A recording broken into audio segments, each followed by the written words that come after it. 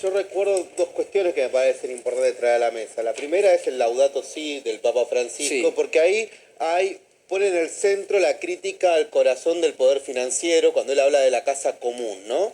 Y él empieza a hablar de los procesos emergentes y cómo la humanidad tiene que pasar a pensar alternativas postcapitalistas financieras, por decirlo de alguna manera. Incluso habla de la relación de una filosofía humanista con la naturaleza, ¿no? Desde los derechos del medio ambiente. Pero a su vez el Papa en el 2019, en junio del 2019, en el Vaticano, se hizo un encuentro con jueces panamericanos, donde él ahí hace las primeras definiciones fuertes sobre el lawfare, y él ahí marca tres cosas. La primera dice, el lawfare pone en peligro las democracias. La segunda que dice es, pone en peligro los procesos emergentes.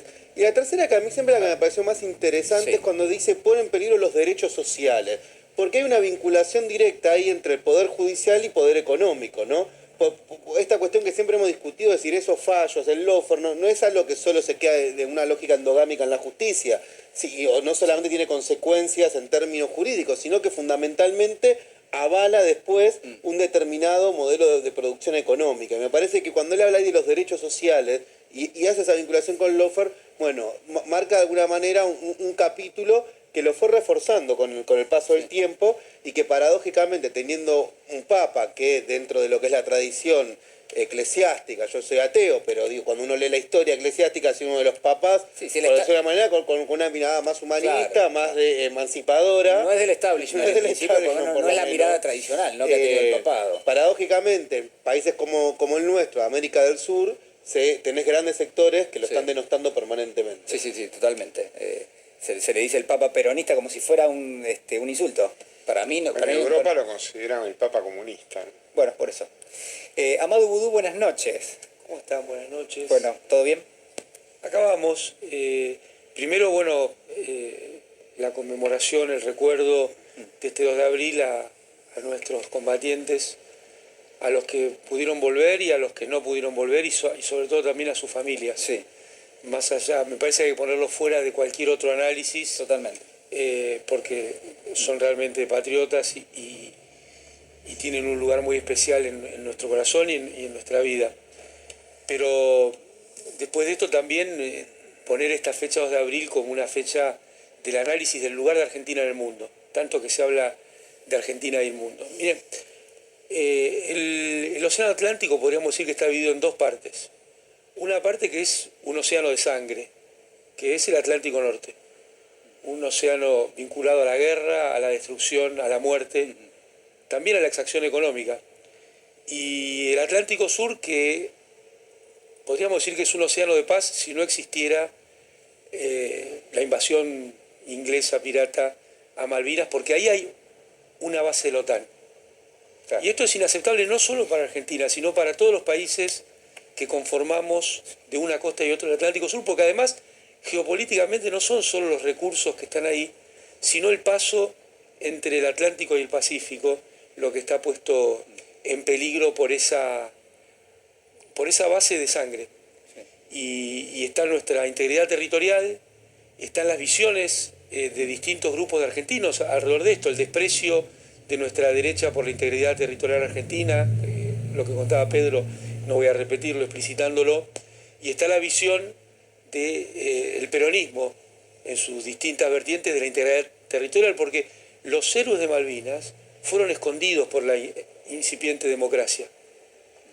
Realmente se los invisibilizó en el primer gobierno de la democracia. Fue Carlos Menem el primero que hizo reconocimientos, es cierto, son reconocimientos materiales, pero no dejan de ser reconocimientos de toda la sociedad a esas personas, y fue Néstor Kirchner el que completó ese reconocimiento. Entonces me parece que no es menor la visión de la integridad territorial y la sociedad. Y el otro tema que tocó la mesa, que me parece que está muy vinculado, es el tema de todo lo que dijo el Papa y todo lo que ilumina lo que dice el Papa, porque después de escuchar sus reflexiones, lo que queda claro es que el lawfare no es un hecho sobre personas, sobre Cristina Kirchner o sobre los que nos haya tocado, es un hecho sobre las sociedades.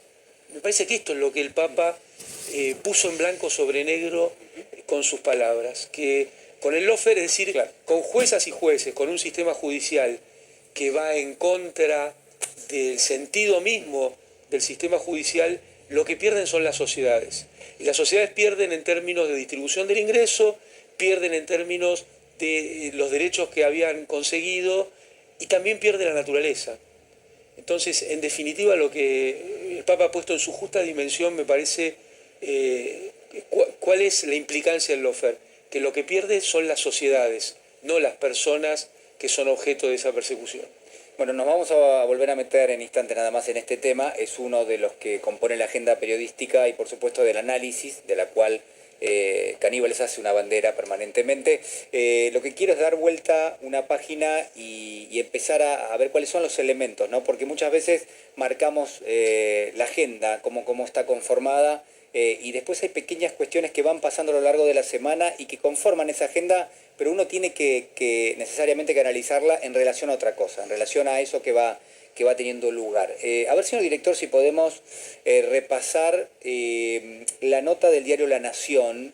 Es una editorial, si no me equivoco, a propósito de lo que ellos denominaron el nuevo Yarvide, hablando de la justicia, hablando del lawfare, y al mismo tiempo de la participación de los medios de comunicación, que de esto también habló el Papa, ¿no? De esto también hizo referencia.